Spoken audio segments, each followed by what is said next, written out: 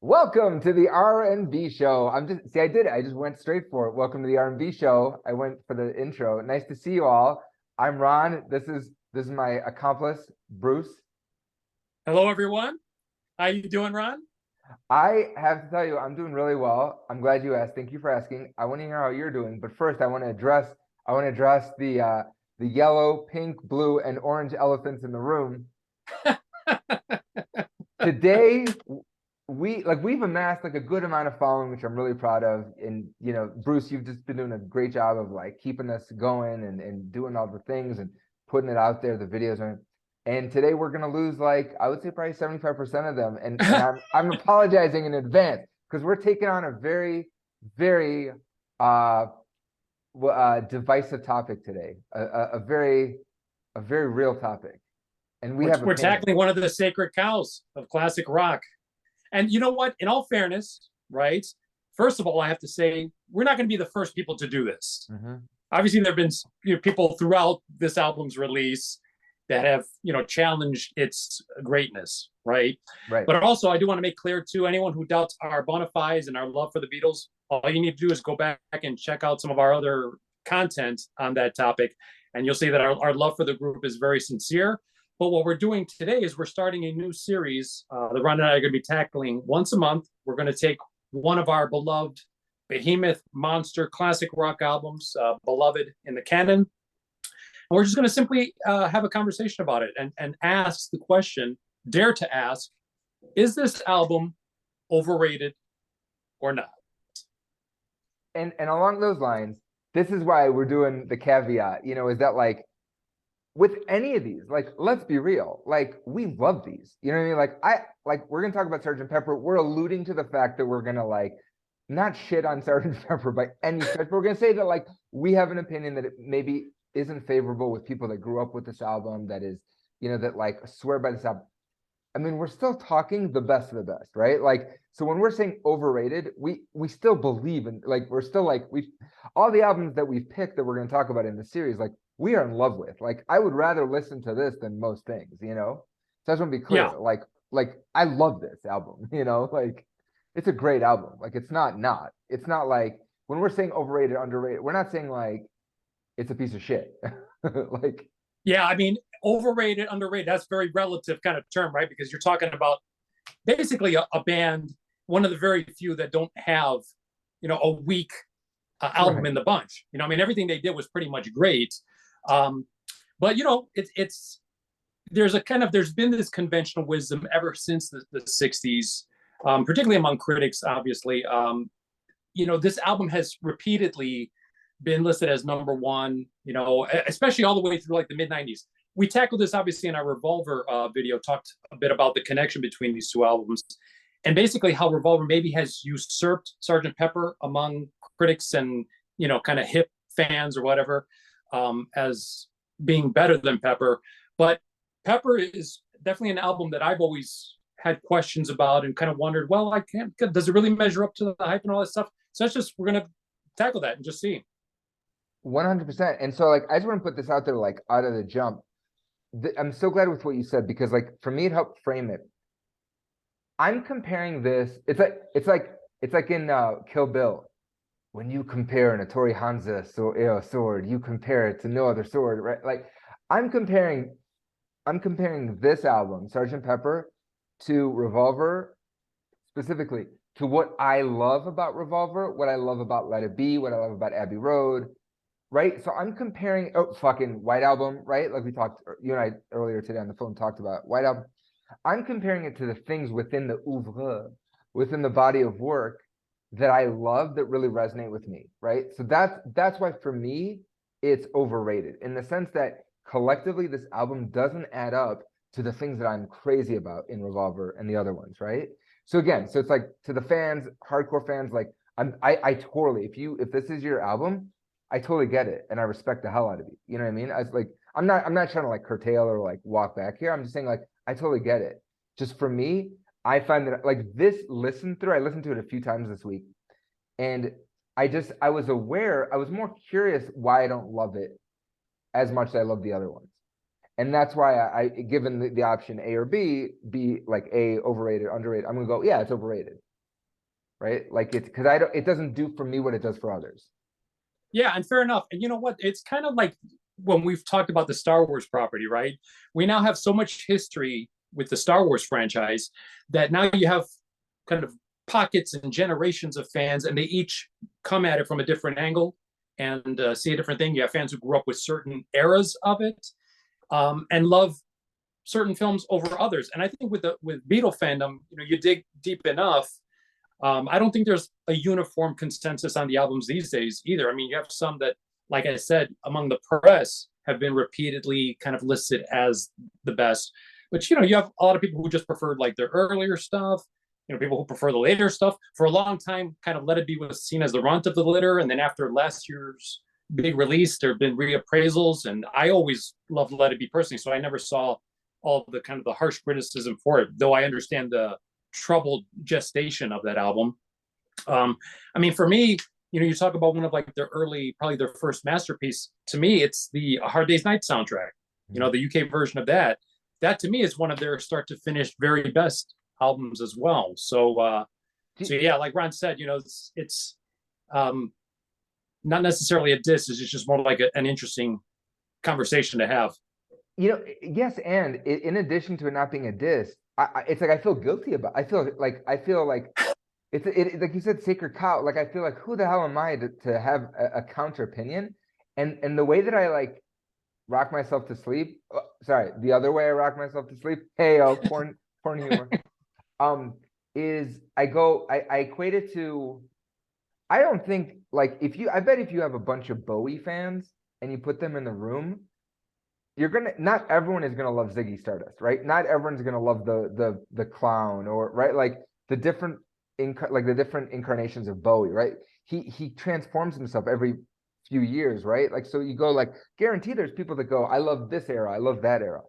To me, I go, this just really helps solidify that at this point in my life, I'm almost 70. Like at this point in my life, like my favorite album was always Abbey Road, but now in the past year, I'm like, God, I'll at this point listen to Let It Be over and over and over and over again. Like I just love Let It Be. So again, it's more than I'm like you said, that there's different incarnations, they reinvented themselves so much in a short amount of time and produced so much that I think it's like it's okay to be like, hey, this one is not, I don't want to say I'm not crazy about it. It's like it's just this one's not my favorite, Well, it's also a testament to the band, I think, right? That you can have, different pockets. I mean, that's a hell of a career. If you have albums where, people definitely are more passionate about this one, or they'll argue, no, it's like, I prefer this one. Only your top tier bands get those kinds of debates. So, it's not a bad thing to have. I think sometimes too, it's mood. It's, Sunday morning, there's certain types of Beatle music I'd want to listen to as opposed to like driving in the car or like an evening kind of thing. So a lot of the times too, it's, there's a certain vibe for Pepper, where I think it's right. But like in general, as we'll discuss here, it's probably not one of our personal favorites. Yeah, like so let's dive right in, right? Like I love you said that Sunday, like think about where you're listening to and everything. Overall, having like listened to it again, start to finish, what were some of your initial reactions just listening to it this time around? Well, we texted about it a little bit earlier, but it just reminded me of like, it was very zippy. It actually flew by. And it was a beautiful thing because as I was texting you again, kind of like the old man shouting at the cloud or whatever, but something about the pre-CD age of like albums where, maybe 45 minutes max, that's like the sweet spot for me, maybe just because that's what my ears are attuned to. But I think also for attention span purposes, you have an album that flies by, even though it's information dense and there's tons of ideas, there's concept, so much musicality, it takes you on a journey, but it does it within a very compact time frame. Had the Beatles lived in the CD age, would Pepper be a better album for being 75 minutes, or whatever the max on CDs were? I'm not so convinced. So that's one of the things I like about the 60s albums in particular of most bands. It's just the concise nature, in and out, and getting to the point right away. Well, you told me tonight about, and I like about Zeppelin 4, right? And I started listening to it. I made about 4 songs deep, and it's so funny that that album on Spotify is 42 minutes, which I know is Right. like sacrilege. Like I should be listening to the vinyl, but I had Spotify. We were talking about it. I listened to Spotify. It's 42 minutes, but man, 4 songs deep, it is nutrient dense, right? Like it didn't fly by. And so 4 out of 42, like the 4 songs are that it didn't feel like it went fast. This album, Pepper, like I think it just maybe it's the concept, like right that like Paul's like, hey, let's create these alter egos, let's create this alternate band that lets us do whatever we want. And 2 things about that. For me, it doesn't deliver on the promise of a concept album where people are like, this is the first concept rock album, right? And then from here, we know what comes next, right? We go into Tommy, we go into the Pink Floyd, like The Wall, like we go right, and then Zappa, right? Like so, and then Meatloaf, Bad Out of Hell, like all these things. But to me, this doesn't deliver on this promise. I think it's like they try to sandwich in a bunch of songs in between, right? Like Sgt. Pepper's Lonely Hearts Club Band, and then the reprise at the end, and then there's A Day in the Life, and the Day in the Life doesn't Day in the Life to me is like an Abbey Road song. Like it doesn't even fit in this album to me. But like they sandwich all this like fast, zippy stuff. Like when I'm 64, great song, but like, is that the best Beatles song? Like it just feels like a show tune. Like it feels like I don't get it, like she's leaving. Yeah, like well, it's great, I but think like part of the problem with it too is it's always been a loose concept, because like calling it a concept album, it's not a true concept album and like a kind of start to finish tells a story kind of thing. But the other problem too, and we addressed it in the Revolver video, is that almost the shame of like how the Beatles always had to deliver singles in between albums, right? There was always that need, to make sure that the marketplace had some Beatle related product to buy. So of course they're taking their time to make this album. And the rumor was that the album initially was supposed to be a concept album about their childhood. So, and you hear that in the first single from these sessions that comes out, which is Strawberry Field, Penny Lane, the kind of, the vaunted double A side single. But to pull those songs from this album, to me, is like the first big mistake that was made with it. And even George Martin to this day, I think he addressed it in the anthology of like how he feels that was the biggest mistake he ever made with the Beatles, was giving away that single. But again, it was Brian Epstein, like what have you got that we can, get into the marketplace to fill that gap, because the Beatles have been taking like 6 months to do this. So that's part of where maybe some of the disconnect with the concept first begins to happen. Well, and that's where that the loss is the gain. That loss is the gain to Magical Mystery Tour. Right. Yeah, because eventually, all of those great singles that came out in '67, they end up padding the Magical Mystery Tour soundtrack, and that's the strength of that album. You have the great Magical Mystery Tour songs on the A side of the album, and then all the great '67 singles on the B side, at least in America. And in the UK was still just an EP, with the Magical Mystery Tour material. Yeah, like, but see, okay, positively, I'll be positive now. I will say something that stuck out, you and I spoke about it, like, is that this is, and I've heard other people on podcasts talking about this, this is kind of the apex, right? Like, this is like the shining, what is it, the shining crown or whatever. This is like the best of the best of the crown jewel. Crown jewel, thank you. This is that's a crown jewel of Paul and John's collaboration, right? Like listening to it, I was like surprised that I was like, at first glance, like if this is 1967, I'm just listening to this, I wouldn't know who wrote it, right? Like their voices and they're picking up pieces. Like you could tell that like maybe one of them brought, and I've heard interviews from Paul about this. One would bring the idea, the other one would finish it, right? They're finishing each other's sentences on this. Where there's like, I'm like, oh wow, is it a Paul song? No, it's a John song. Oh, they're both singing. Whoa. And then it doesn't happen like after this. After this, like John checks out, right? John is completely like in Yoko Village, like, It's true though. It's true. Yeah, for sure. I've always seen Pepper as the pinnacle of like probably the last time that they shared a collective vision. Now, of course, a lot of it was largely Paul's idea of like, hey, obviously by this point they were fed up with touring, so they were done with that. And you could see that even with Revolver, they were really starting to pull away from that and get into the studio work and, really morphing into artistes with a capital A.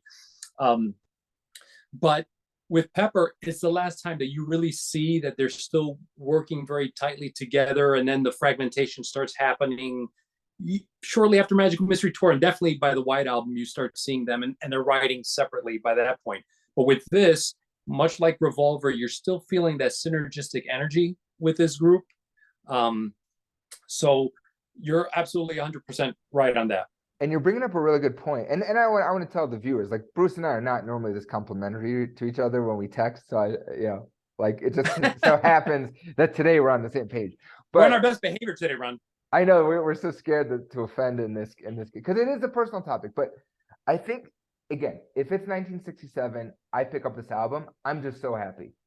I'm so happy. I'm like, awesome. Oh, here's John, Paul, Ringo, George. Like, they're singing, they're playing music. What more can I ask for?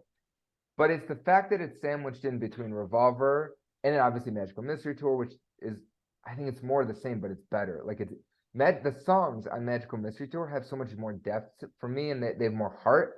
And then you go into White Album, which is pure soul, right? Fucking While My Guitar Gently Weeps, all the John songs that we've talked about.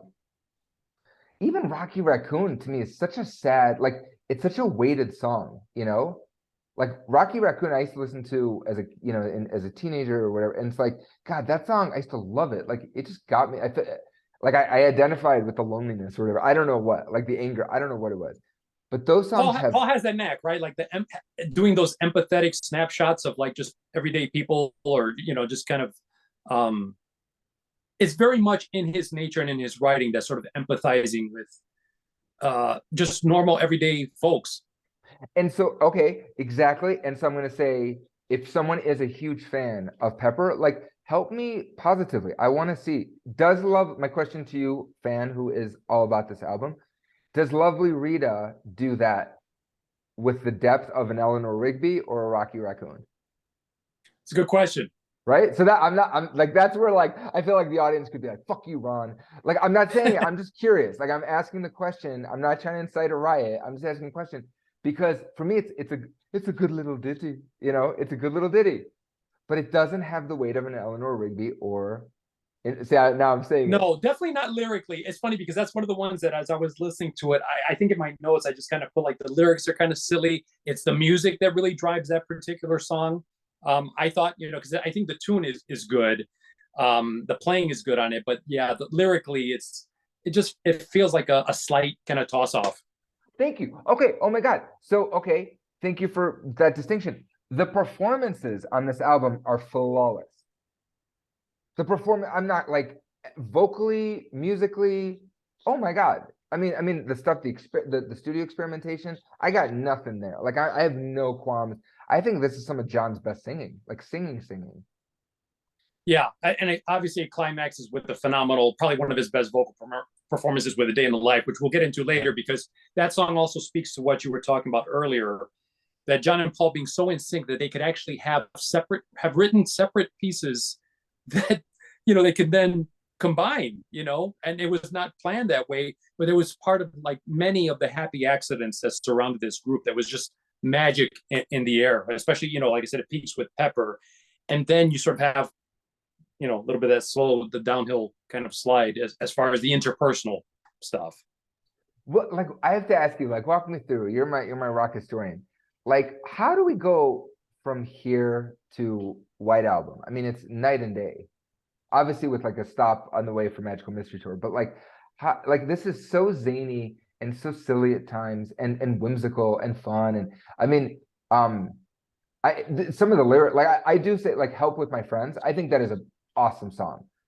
But again, I mean, I'm sorry if I'm offending everyone, but look at the Joe Cocker version of that song. Right. Slowing it down, giving it more soul. Like, to me, that's where, like, these songs are great, but look at like how another artist takes that and goes, like, let's give it heart, let's give it soul. I asked a question and I was gonna talk about the birds, but forget that. Okay, like Well, two things there. yeah. So I do think the album starts strong, and we'll get into, maybe we'll do like a quick track by track thing. And with a little help from my friends, it definitely, that song, the spirit of it, the performances, the way they sing it, it definitely is a beautiful marriage between performance and the sentiment that they're trying to get across, because it is a very, it feels like a song about community and all of that, and empathy and caring and lifting your fellow man up kind of thing. So I think they do a good job of it. But of course, the Joe Cocker version, it goes to show what, when someone dares to take a Beatles song and actually do something different and interpret it in a different way, you know, the versatility of these songs. So it speaks to that. As far as, you know, how we get to the White Album and the reason for the differences, I think a lot of it with John after this, you know, I think he went along for the ride because he was starting to take a back seat to Paul, and that's why Paul comes on so strong with this album. So he kind of drives him along with this concept. But I don't think John was ever 100% sold on the idea. And of course, later on in his Rolling Stone interviews and stuff, you know, he would kind of talk about, like, you know, not, you know, Pepper being Paul's baby and stuff like that, and, you know, him not being as wild about it, and how he personally, his favorite was the White Album. And you can see that because, again, as we've talked about, his stuff on there is just unbelievable. So it speaks to him being much more inspired on that. And it was the issue of the production, I think, too, is like John just wanted more immediacy. In fact, I remember him saying something along the lines at the time that he kind of wishes he had been in the Rolling Stones, because he kind of felt that was the band that suited him a little bit better. Wanted to do some more like gritty, just immediate rock and roll. He was tired of like George Martin stuff. And I think he always, it never fully came out, but I think he was always a little jealous of the relationship between Paul and George Martin, and kind of felt like maybe George always gave more of his attention to McCartney's stuff, whether it was because Paul was just more open to production, or Paul was just more willing to put in the extra hours and the extra work to get a song quote unquote perfect. Whereas John is just, John's about the emotion, the immediacy, move on to the next song, you know, knock it out and stuff like that. So Well, I have to ask you this question. And again, I'm so sorry if someone's offended by this question. Everyone's, you know, this is literally the sense I got. I'm just asking this question. Didn't their resentment start from when they're like 15 and Paul is much more versed in, like, just much more experienced as a musician? And then so he had the vocabulary to then go into production. Like, right, like I always got that sense that Paul was just more interested and could get more results, whereas John might have felt left out, not as proficient in a way. Yeah, but you know, at the same time too, and we're reading into that now too, with like looking at it retrospectively. But I think also Paul was probably in awe of John's ability, you know, and his particular songwriting and the edge he brought in and performance and stuff too. So I think that, again, it was that perfect marriage where they complemented each other. And I think in the early days, you know, John saw that, and that's why he was more, he had to make that decision of like, do I stay the lead guy or do I bring this other guy in and strengthen the group? And he obviously, you know, wise beyond his years, he made the right choice and stuff like that. But I do think as the years started going on and Paul started getting more of the A sides, because now you're also getting into that kind of issue too, of like, you know, who's, you know, getting exposure, who's getting more of the A sides, that, you know, publishing and all that stuff, it becomes more of an issue, even though John and Paul were sharing the rewards of what they were doing. Later, you did hear John saying that, you know, it kind of relegated to B sides. And, you know, for certain songs, you know, he more deservedly probably should have gotten the A side on stuff, you know, but it is what it is. Yeah. So, like, I'm sure. So, you know, like what is your take on the whimsy of this and the playfulness of it then? Like, cause I asked about the heart, but like, you know, again, again, it's my problem. I never fully connected with it. And I do often wonder, I'm like, had I been a first generation Beatles fan and I had grown up with them and started young, and then I'm at the sort of right age for when Pepper hits, where I'm a little bit more adult, maybe going into college, but I had been a fan since high school. And then they hit me with a more mature album like this, and it's of the time. I definitely would have probably gotten and been more, you know, receptive to it. But for some reason, I don't know, you know, between as we talked about, like the Edwardian military band look and the whimsy of it, the LSD connections, obviously the being inspired by what was going on with Haight Ashbury and that scene and the underground culture and all that.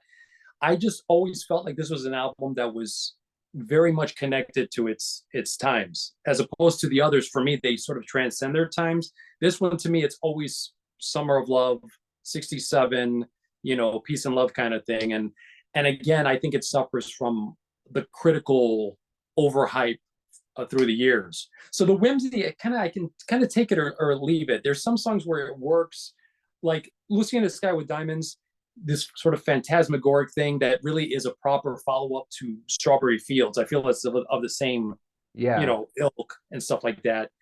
Is singing, the spaciness of it, it works, and it's a nice kind of follow-up from Pepper with a little help from my friends, and then into this. I feel the album again kind of starts strong, but as we'll get into further with the tracks, it does start to lose steam for me. This is an album that probably like maybe half of it I genuinely like, which is a low percentage for me, considering all the other Beatle albums that I'm more in favor of. 100%. Okay, so walk me through the tracks. Like, what are your faves? What are the ones that you're like surprised? Like, and especially through this listen, through this lens now. Yeah. Well, okay. So we start with the opening track, and to me, it's rocking. It sets the stage for the loose concept and this the idea of a live show. This imaginary band. So it's short but sweet. And then we've already talked about with a little help from my friends. I think this is probably the best song to feature Ringo. I think. And we also have to get into the bass work right away, because it starts becoming very, very apparent with this song. The bass line is great. I've taught myself this bass line, and having spent a lot of real intimate time with it, I can attest to it, the musicality of it. It's just awesome. And this is the album, with Revolver, he's really, like we said, starting to take ownership of the instrument, even though he's always been great on it. But this was the album where he would sit with the engineer, Jeff Emmerich, stay late after the others had gone, and actually really work out those bass parts. So this is really the peak of his concentrated bass work on an album. And like I said, the song has that spirit of community to it that we talked about. Lucy in the Sky, the opening, little motif and stuff like that, beautiful. It's simple, it's haunting. And again, it's the same headspace of Strawberry Fields, trippy. The wordplay is, kind of Lennon at his best. He was always one for messing with words and just trying to come up with stuff that, fans would, be analyzing all these years later and probably still are. Of those three, what do you think? What was your take as far as with the opening of this album? Yeah, I love the energy of it was 20 years ago today, like, and the storytelling of it. Of course, I love the theatricality of it. I wanted before the recording, I wanted to watch the movie, with Peter Frampton. But I didn't get a chance to. But like, I like that movie. Have you seen that movie? Yeah, we watched it. Crystal and I, probably just a couple years back. We were revisiting like campy musicals of the '70s, Xanadu, and like that one always, of course, comes up. And it's so, again, of that era, like we're talking about, But yeah, so I mean, I do love that, and then you're absolutely right. Like, what a great song for Ringo. I think he sounds good on it. Like, and it's I would say it's probably my favorite song that he sings. Yep. Like the of course the lyric that like everyone like always like stops at with like, what do I see when I turn on the light or turn off the light? I can't tell you, but I know it's mine. Like the sexual innuendo of that. Or I remember I had a friend growing up that had just in high school had just started doing LSD, and he said after that he's like every time, so we're like 16, I mean, it's messed up, but after he said every time the lights turn off, I see these like visions and stuff, and like these like visuals and like shapes and stuff and colors. And he goes, it literally, to me, that's what that lyric meant, and I was like, yeah, that stuck with me, where he's like, now he, because of the transformation in his brain, now every time he turns off the light, he doesn't know what he's seeing, but he knows it comes from him, and it's something. yeah. So I thought that was so beautiful and like poetic, and I'm not a drug user by any stretch, but like to me, like that was such a cool thing for him to articulate. So it helped shape that song for me. Yeah. But honestly, from there, I like All right, so the next one, Getting Better. Oh, yeah, like that's a song I want to forget. Like, holy goodness, in 2022, to listen to the lyrics of that song when he's talking about beating his, I used to be cruel to my woman, beat her, I kept her beat apart from the her, things yeah. and like that was like okay back then, I guess, right? No one bat an eye at that in 1967. Oh, he's upset, so yeah, like Although that has been one that in more recent times, especially I remember around the anthology and stuff, where people were debating, oh, were the Beatles that great after all and stuff like that. And so people would take pot shots at this. Or Run for Your Life was another one that people were like, Lennon, misogynist, da da da da. So yeah. yeah. Although now, how would you compare this? Because this is also another example of optimistic Paul. But then coming off of the tracks from Revolver that we said also had that optimistic flair. What do you think in terms of if you had to compare these songs? Yeah, it's just like it's with the premise that Paul goes, we're gonna create these characters so we can do something else because we're bored with what we're doing or we need to change it up. They're clearly very influenced by the Byrds at this point, right? Like where we talked about like Helter Skelter is influenced by Pete Townsend and like Muddy Yeah. Dirty, right?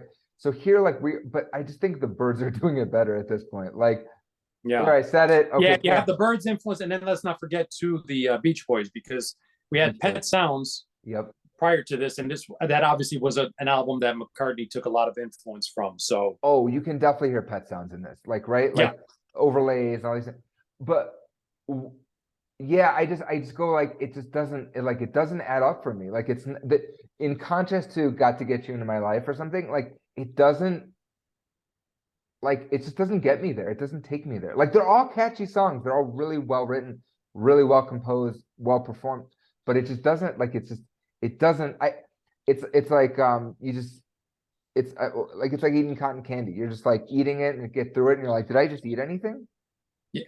And you probably felt the same way. I think you alluded to it earlier with Fixing a Hole, right? Like it didn't do much for you either this time around. Yeah, like there's so many hole references in this album, like yeah, Fixing a Hole, she's leaving even like she's leaving is like it's close. She's leaving home. She's leaving home. Yeah, like it's close. Like it's like again, like I want it to be something on the White Album or on Revolver. Like it's just where it feels like it's all lost in this to me is like a bunch of ideas that could have been like we saw in Get Back how like the song Get Back goes through so many evolutions and so many changes. Yeah. To me, I'm like, I wish we would take another pass at some of these songs.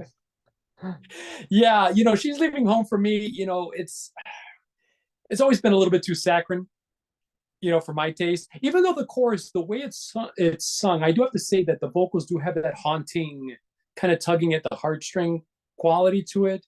But overall, it's kind of a song that you do like. I've always wondered, like, okay, obviously this is a song where I think the Pet Sounds influence comes in too, because maybe he's trying to do another God Only Knows or something kind of that has that sweeping, majestic feel to it. And it's But based you on also an have, article, right? Like it's based on an yeah, article that he read. about Yeah. teen So runaways and all that stuff. Yeah. But you also have to wonder, like in this year where I think we kind of had the Doors and Jimi Hendrix experience, and you're getting kind of like all this kind of heavy rock cream and all that stuff. It's like, there's a song like this, does this have a rightful place on an album, or is this like part of also, which we'll see more of as the album continues, is this like the granny music that John was like deriding later on when well, they broke up? you brought up such a good point because I guess like this was a surprise to me. I learned that the Doors had an advanced copy of this, and it totally influenced like their psychedelics, so it's like again, Yeah. so to me, but then you like look at something like This Is the End or right, like or Riders on the Storm, which comes a little bit later, obviously, but like those they're taking these ideas and just giving them more bullocks, Yeah. more balls, more depth, right? It's just more weight. And it's like to me, it's saccharine. Yeah, we'll get to the saccharine element as we kind of move along here too. Another song that never for me did much was Being for the Benefit of Mr. Kite. Now it's a showcase for production and all that stuff. It does fit the Pepper concept, this sort of old-timey performance circus atmosphere. It is creative, and like I said, from a production standpoint, it has some impressive stuff, but it's not a song that I've ever played for pleasure. When I'm 64 also has that same thing, and it's like it feels very soft shoe, very like when I'm 64, like. But it to me like along these lines of like it just I don't get the character. Like I don't get why that character's singing about like as it fits in with the others. I don't get it. Like it's just it doesn't add up for me. Yeah, I mean, obviously, it's it's Paul bringing in the influence from his childhood and the that kind of old pre-rock and roll music that he grew up with. But again, it's one of those where it's like, again, I found the lyrics cornball. It's a catchy tune, but it again, not to say pigeonhole the Beatles and say this is it doesn't belong on a rock album, because the Beatles were never purely rock. And part of, I guess, what McCartney, his writing is what gave the Beatles the kind of universal appeal. Yeah, because it could pull in a wider audience than just like a strict, rock audience and stuff. But again, not a favorite of mine. yeah, no. A Day in the Life is the only one that's a favorite of mine in this whole album. Where I'm like, yeah. What about Within You Without You? yeah, like that stuff to me, like again, like I just feel like Pink Floyd does it better in this time period. Like I mean, they did it better in Revolver. I agree. They do better in Magical Mystery Tour. They do I mean, Revolution number 9. Like I know that's like a leap. Sonically, sonically, it's interesting, but it goes on way too long. I think they so did long. it much better with Love You Too off of Revolver for sure. Yes. And we already talked about Lovely Rita, and so the other song, which for me is like the nadir of the album, is Good Morning, Good Morning. Probably like the most annoying chorus and brass section. There's a they did a Muppet movie in 2010, I think. And there's a song that they sing in it's like the opening song for the movie. Jason Segel and like a Muppet sing the song, and it's like everything is great, everything is grand. I got the whole wide world in the palm of my hand, and it's such a good song to sing in the morning. Like it's such a fun way to start the day. To me, like this song is the polar opposite of that. Good morning, good morning. It's like there's cynicism to it. It's like it's like it's annoying. It's assaultive.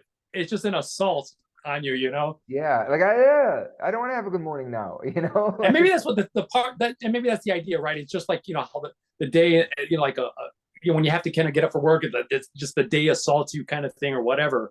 But it's again, it's more an idea, and an excuse to kind of play with the sonics and all that stuff, rather than a song that and in all fairness to us, we're not the first to point this out. When Beatles sites and fandom has done polls asking for like least favorite Beatles songs.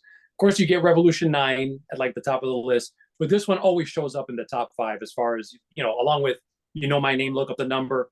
This one you'll always find in that top 5. So I don't think we're alone in that. But I would love to hear from anyone out there, again, who listened to it and has a defense for this, loves it, whatever. Because I'd love to hear what people got out of it. Yeah, and I'll agree with that. I'll get it. Like I want to hear. Like again, don't like I'm gonna say, don't attack us. Just like tell us like what you like. Like I want to hear about it, because it's like I believe you, and I want to have the conversation. Like right on. Like it's so funny. I love Revolution number 9 because I used to again listen to it in high school. I used to get stoned or whatever and listen to it. At the time, I smoked pot. I live in Colorado now. I don't smoke pot, but I used to smoke and like listen to it and but I guess like that makes sense that people hate that song. Like it triggers them, but like I used to love it. I want to listen to it now. Well, you know what? I never skip it. When I listen to the White Album and I listen to it in its entirety, it's part of the experience, Yeah, and again, even though it's maybe not something that you're going to go back to for pleasure, I just love that they had the balls to put something like that on a pop album in 1968, and they tucked it in at the end of the album, so people don't want to have to deal with it. They don't. But I always thought it was a cool thing that they put in there, because within a double album you have that space to play and kind of really toy with ideas and get stuff in there. So would you say then that Pepper is their most poppy album? Pepper Poppy? Ooh, That's tough, no, because I think a lot of the earlier stuff, the songs are even shorter than this, and they're more designed to be catchy tunes, that please the ears. There are parts of this that are meant to be much more challenging. Now, whimsical, this may be probably the most whimsical of their albums, but in terms of poppy, I think a lot of the earlier stuff would qualify more so. Musically, this is more whimsical than if you just listen to the album of Yellow Submarine, Mm, right? Because those are songs from others, like, right. and Yeah. that movie is pretty whimsical. But like this out, like that's again, it's just one whimsical after the other. Boom, boom, boom, boom, boom. Obviously with some stops or whatever, but like no, yeah, this is no, yeah, this is the most whimsical for me.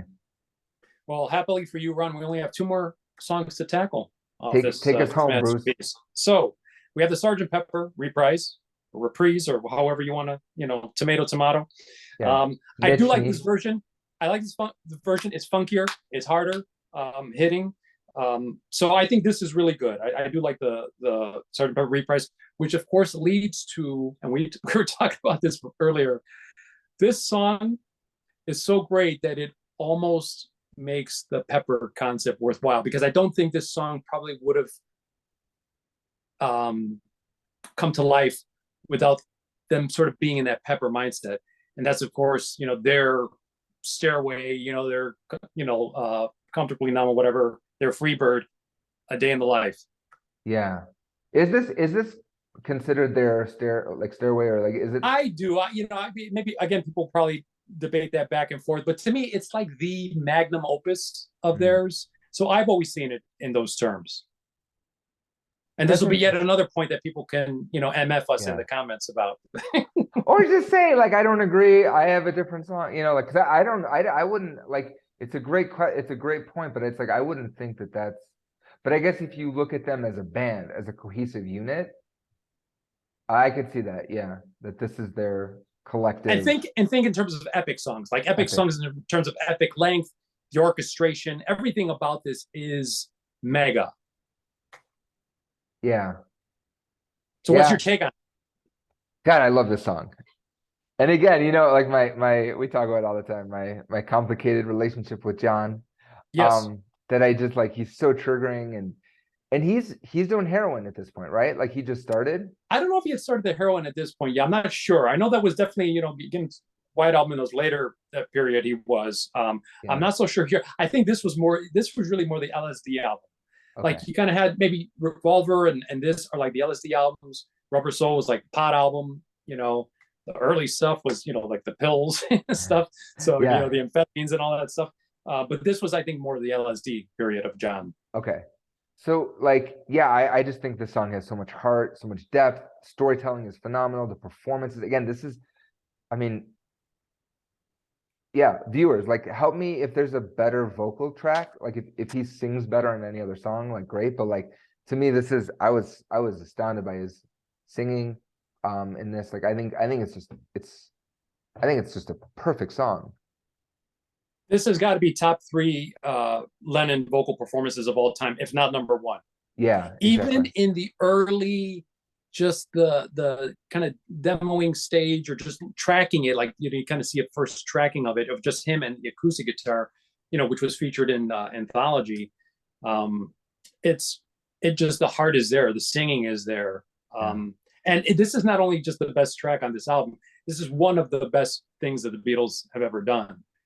And again, we were talking earlier about the synergy between John and Paul. I still find it remarkable that, again, they were just so in sync that even writing separately, they could come together. And John was lacking a certain piece, and Paul, not only musically, but like thematically, had something that could sandwich in there perfectly and stuff. Yeah.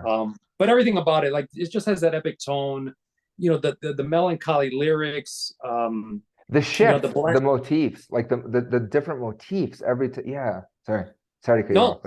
No, it's, the orchestra is magnificent on this. I mean, what a way to close an album, like to make a statement, So, like I said, this is the one that, again, almost redeems the whole thing. I think it doesn't fit in the album. It doesn't. Interesting. Yeah, like that's my take on it, is that it, to me, this is like a Revolver song or an Abbey Road song. I just think it's like such a, I mean, hindsight, right? Like I can look at the whole thing and go, but Abbey Road hadn't come out yet. But to Probably me, because maybe thematically, it's like you talk about the rest of the album being very whimsical, yeah. and this to you, I mean, this is far from whimsy. This is really, you know, very, very existential.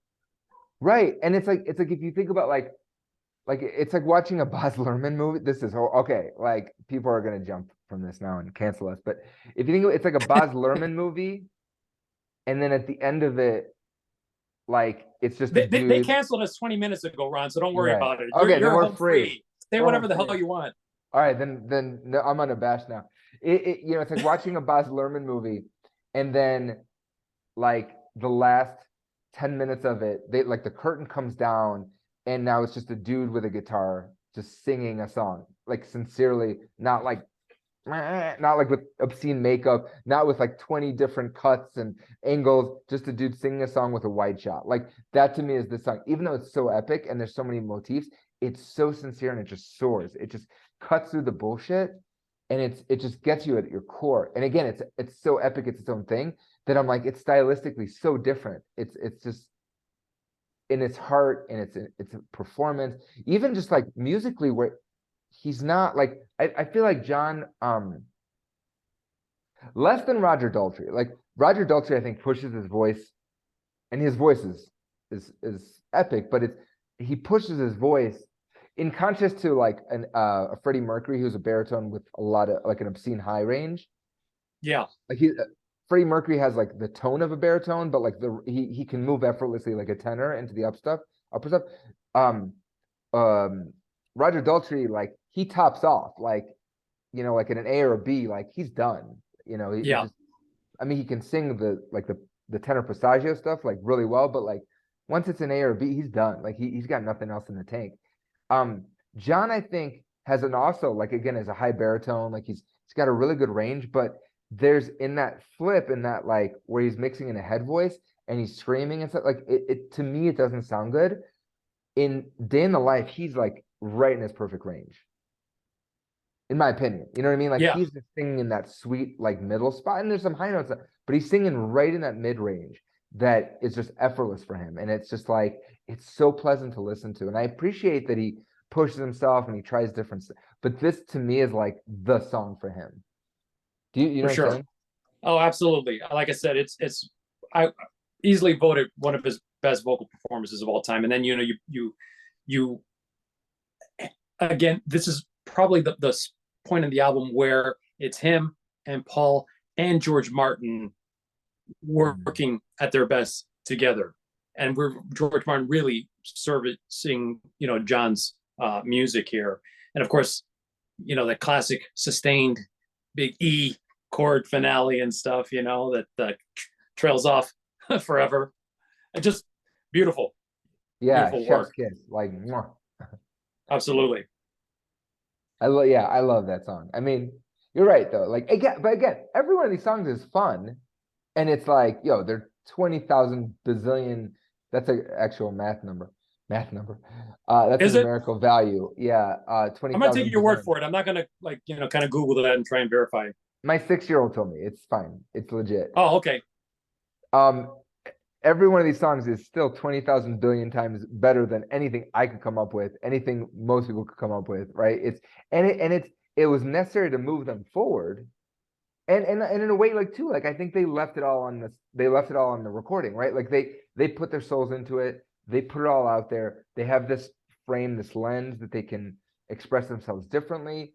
And with the output that they're, like we've talked about, like in such a short amount of time, so much output, like, yeah, dude, like thank you, Beatles, for trying and experimenting and being a voice to what was going on culturally and societally and artistically, the different, right? Like Paul is getting into avant-garde and stuff. Like it's great, right? It's totally great, but um not my favorite. No, but like you said, it's an album that was essential to get them to another place, and it's an album that I think bought them their individuality. It liberated them from the sort of shackles of Beatlemania, so that you can get to the White Album, which we gain something and we lose something, right? They become individuals, and even stylistically, there's a loose synergy to their look, but it's not as contrived as it's been up to this point. So you have that, and it buys them freedom from the shackles of that. But at the same time, of course, we're going to see that we also lose the closeness and the synergy moving forward, because of course they're growing, becoming more individualistic, seeing music a little bit differently.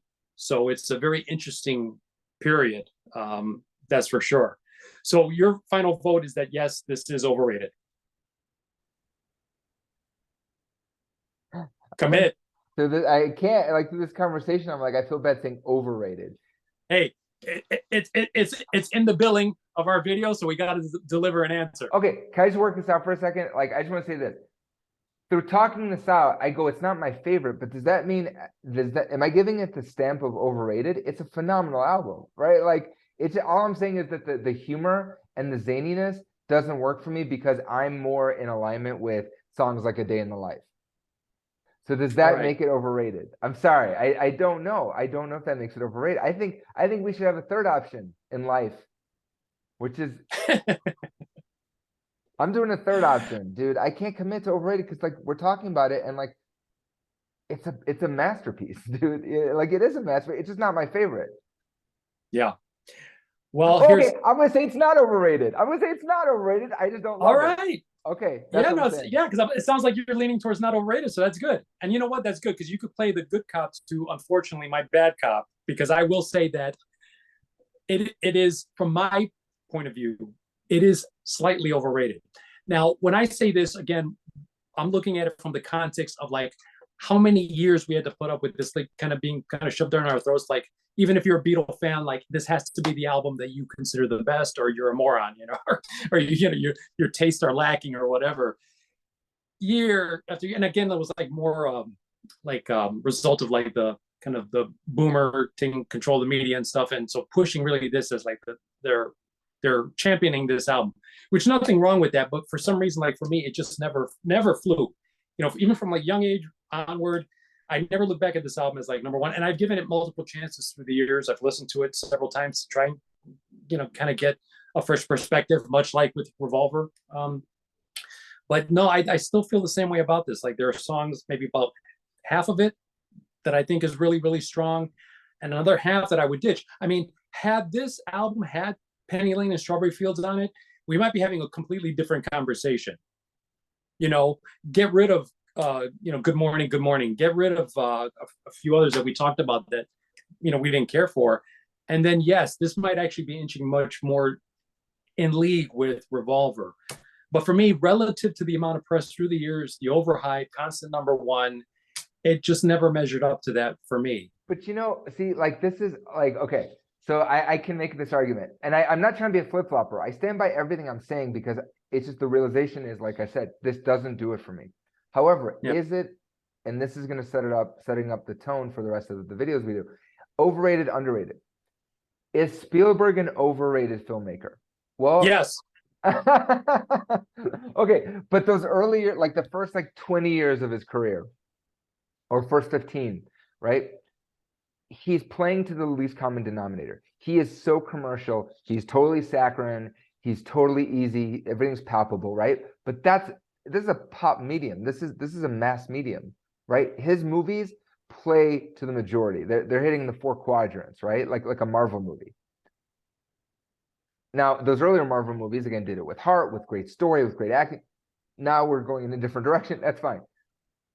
This album hits all those 4 quadrants. I could listen to this with my child, and she'd have a great experience listening to Lucy in the Sky with Diamonds. Doesn't mean I'm giving her LSD. I'm not giving her LSD. Like, I'm never going to do that.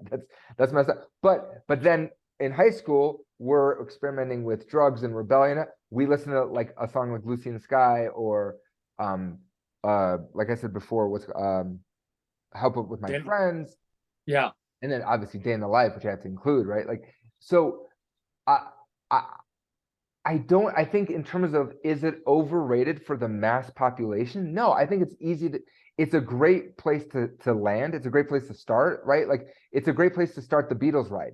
If it's 67, if it's 87, if it's 97, and your first exposure to the Beatles is someone goes, dude, you should try this album. I think it's very commercial. I think it's a very easy in. And then you can work harder if you choose to by going into a White Album or parts of Revolver, or you can just go, okay, let's look at the, you know, you can sit in the poppy place. You could sit in just the Paul stuff and not listen to the John stuff or George or right. So I think it's a great entry point into the worlds of the Beatles. And I think maybe I'm understanding why people put it as the number one, because it's the easiest, it's the most palpable. Yeah. I think it's a little too high concept for me. You know, where I now as you're having that conversation and talking about like which album would you steer, you know, first time Beatle listener to, it's like, oof, that's actually probably another video to tackle, you know. I'd almost vote for Abbey Road because it has a little bit of everything in it without sort of the suffering from the conceit. And also, like, I think some of the lyrical stuff about Pepper wouldn't maybe connect with certain fans, where I think Abbey Road is a little bit more general and stuff like that. So I don't know. That's, like I said, that's another good question for another day. But I'm committing to my answer. But I am glad that we have 1 and 1 on that one instead of you know, both of us. Yeah, again, not my favorite, but I totally see where it is someone else's favorite. So yeah, it's still a great album. It's still a great album. That's the thing. Well, you know, the bottom line, like we said at the beginning of this, you know, by any other measure, it's still a great album. But when you're talking about, you know, this sort of treasure trove, you know, you're talking about maybe a flawed diamond among a batch of diamonds. So that's how I look at it. Still a diamond. It's still a diamond. Still a diamond. And it makes me, and again, it makes me so excited to dive into the White Album, like, and to dive into Rubber Soul, and like it whets my appetite for the things that I love, right? So again, it's a gateway drug. Yeah. So no. Yeah, ironically enough, yeah. Right. So yeah, I'm sticking to my guns. It's a great entry point, which would make it not overrated. Done. That's my 2 cents. Awesome. Great. All right. Well, we did Bruce. We did it. Great chatting with you as always, my friend. You are brilliant. I appreciate you. And audience, stay tuned. Yeah, we want to just say, you know, if you like the video, please leave a thumbs up. And you know what? If you didn't like the video, at least you know, share with us in the comments section, because again, we do this not just for ourselves. It's really to get the conversation going among passionate music fans. So I would love to hear people who this album really ranks as their favorite and, you know, was a touchstone for them. You know, we want to hear from those folks. And one last point that I do want to make is if you do have any hate mail, please leave it in care of Ron Ben Joseph. No, I'm so sensitive. I'm not like, I take everything personally. Like I was gonna say, like, don't do that. Like people have done that. And it's like, if I make a mistake, if I offend you, like literally, I come from guilty conscience. I am not trying to offend you. So please do not send it my way. Come on. Anyway, and at least stay tuned, because we are going to tackle several more fun albums, and you know, we'll be giving it the overrated or not treatment. So Ron, which one do you think will be we'll tackle next? I personally, the crown jewel for me, Tommy. I want to tackle Tommy next. Sounds good. Audience, let us know if there's an album you want us to debate. Please let us know. Yeah, drop it in the comment section, and we'll get around to it in due time. So yeah, thank you if you've stuck around this point, like a flight to Europe. You know, like the flight's gonna land soon. Thank you so much, and yeah, stay tuned. Peace. Peace.